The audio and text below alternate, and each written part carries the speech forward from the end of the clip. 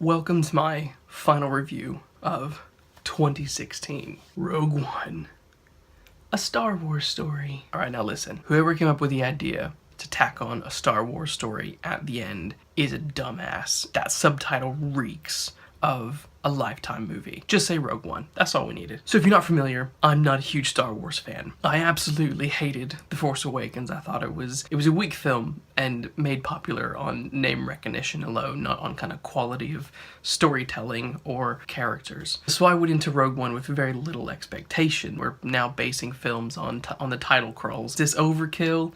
You know, we're already oversaturated with Star Wars. Why do we need to keep doing this? It's about a band of rebels who steal the Death Star plans so that a weak spot can be exploited. Simple as that.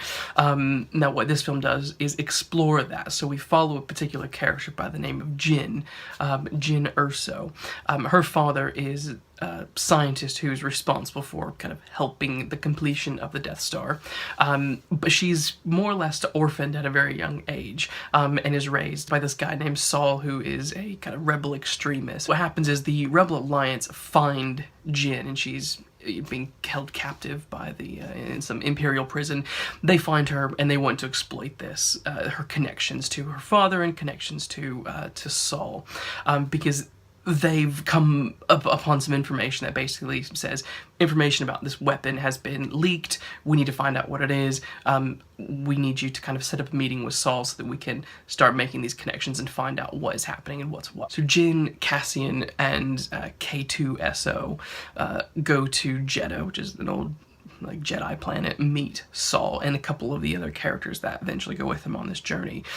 During this meeting, lots of things are exposed to Jyn, and she learns a lot about her father. A ton of crap that happens, and it sets them off on this mission to locate the actual Death Star plan so they can exploit this weakness that they are now aware of. Rogue One is a very bleak film. In tone, it's probably closer to Empire Strikes Back. Very grim. It is very much a World War II styled film, so you know it's not going to be a great ending. It's kind of like watching Pearl Harbor, and you know that a lot of people are going to die. That kind of bleak atmosphere of Empire Strikes Back is part of what makes that film so good, as opposed to happy-go-lucky stuff that you maybe seen like The Force Awakens. Visually, very, very Star Wars-y. I feel like it fits in this kind of pre-New Hope world. It's very much 1970s. It helped kind of ground it in a particular time and place. I think what Rogue One does really well is establish relatively interesting characters from the beginning. Jyn Erso is a very cool female character. She's far better than Rey. Rey will never compare to how cool Jyn Erso was in this film. Rey is absolutely a Mary Sue. She's just perfect at everything for no reason, no explanation. There's no growth, there's no development with her character. She is the same from, you know, the beginning of the film to the end of the film. With Jyn, you know, I like the fact that she was this rebel. I like the fact that she, you know, was handy with, you know, with guns and smuggling and getting in and out and doing these incredibly difficult situations. I liked that about her character, and that was established from the beginning. This is who she is. But what we see in her, this kind of Kalish-ish character who is more concerned about herself and then eventually grows and starts to care about the people around her. I mean, she's very much the Luke Skywalker of the film. I mean, she's, you know, she comes from a small little farm. Her family is you know, taken away and or killed at the beginning, and she's kind of left to kind of fend for herself.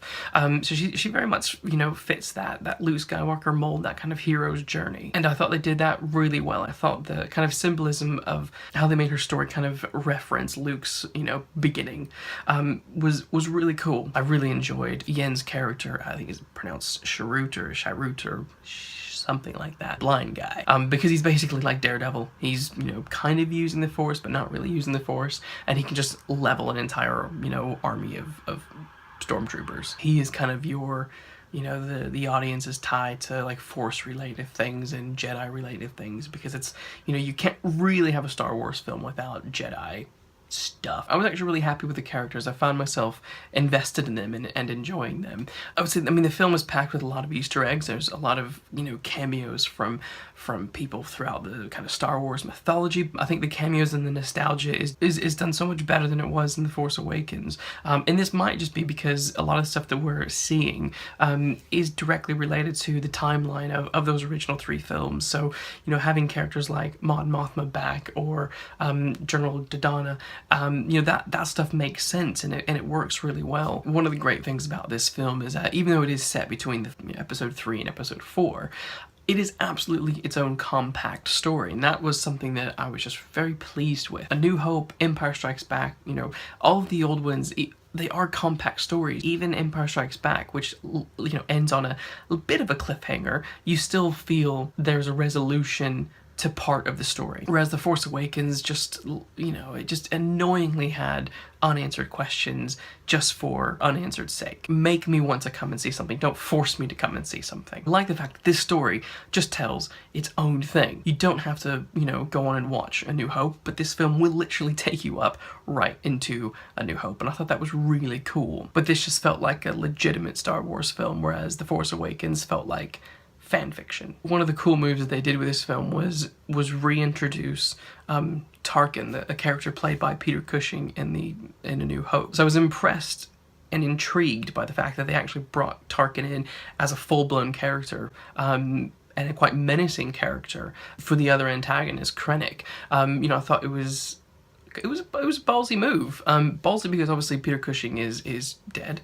This idea of resurrecting actors and characters from the past and using CGI only to bring them back to life is it's an interesting thing to see done, and I don't know how I feel about it. On one side, I love the fact that Tarkin was around. I like seeing what they did with him, but on the other side, because he was purely CGI, and as we've seen in films like, you know, Tron Legacy and you know, Captain America Civil War, when they try and redo and have a completely CGI person, it struggles because it just doesn't feel as real.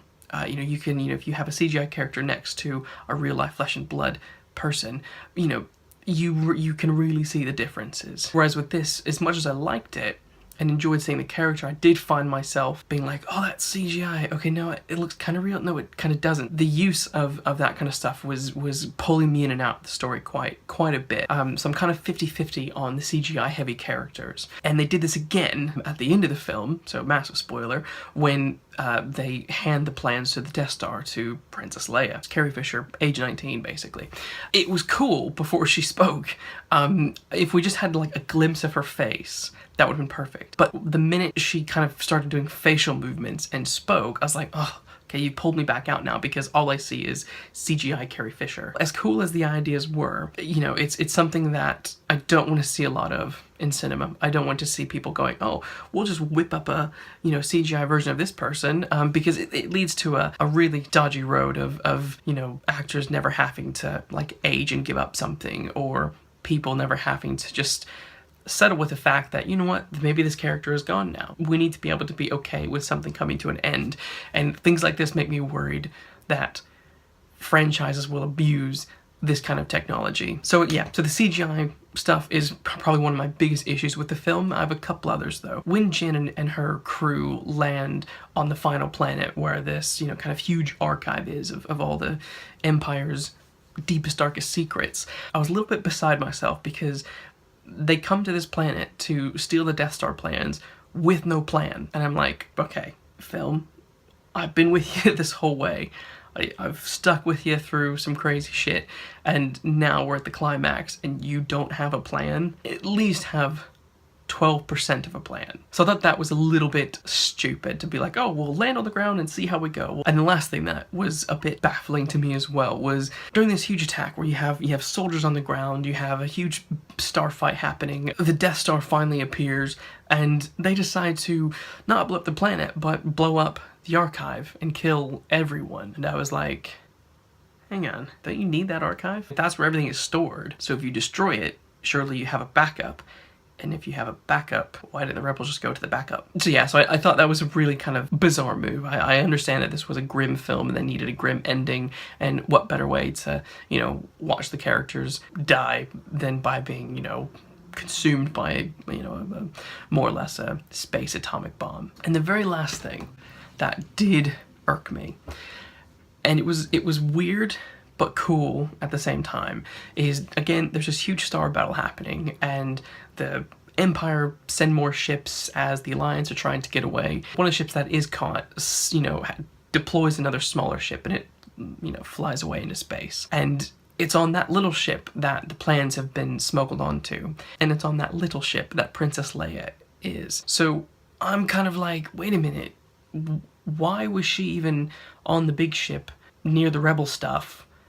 Like, it just, God, it didn't make any sense. It didn't make any sense that she was there. Felt like her being there in that big climactic moment was a little bit silly and unnecessary. I love the fact that they, you know, gave the plans to her, and that was, you know, kind of cool. CGI mesh aside, I thought that was cool, but I was just like, oof, I struggle with why she was there. Now let's talk about Darth Vader. Darth Vader first appears in this crazy weird scene where Krennic goes to Darth Vader's castle, his Bowser-like castle, which, you know, whatever, it's from the 3rd episode, which is fine. These two characters have this exchange, and it was brilliant to see Darth Vader. It was cool to hear James Earl Jones's voice, but that initial introduction was just a little bit cheesy, purely down to the dialogue. You know, Vader was always very cool and collected, and some of the stuff he was saying was about as cheesy as the epic No from Revenge of the Sith. It was kind of bad, kind of very cheesy.